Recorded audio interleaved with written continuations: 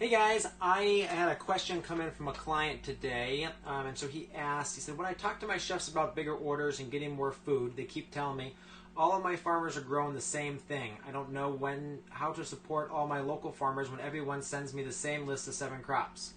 What do you think?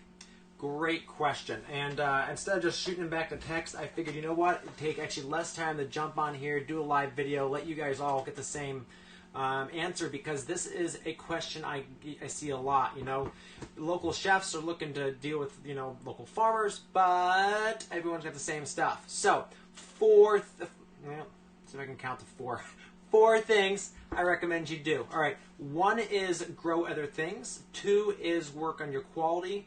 3 is focus on consistency, and 4 is that relationship. All right, so let's break that down. All right, so grow other things. So one thing for us was going and meeting with each chef in the wintertime and saying, hey, we can grow all sorts of things. There's thousands of varieties and all different things that can be grown out there. What do you want? And we're looking at what other people are growing, and we would even collaborate with a few other growers in the area that did focus on chefs and say, hey, I'm actually not going to be growing this year because I see everyone is. If you want to focus on that, but I am going to be, you know, thinking about some other stuff.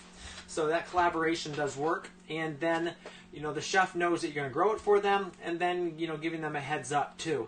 So quality. So having the highest quality in the business is incredibly important. Chefs don't want to sort through onions to take out bad ones. They want every single onion they deal with to be perfect, so they don't have to mess around. And they're not going to look at little onions and be okay with that. They want them to be the right, unless they're looking for the little cipollinis or something. They want the product to be, you know, consistent, uniform, be perfect, and be ready for them to use not a lot of prep onto that. So that's quality. Consistency, so for us, was staying in communication with our chefs and saying, hey, snap peas are about 2 weeks out, just letting you know so you can get a heads up, get ready to put them on the menu.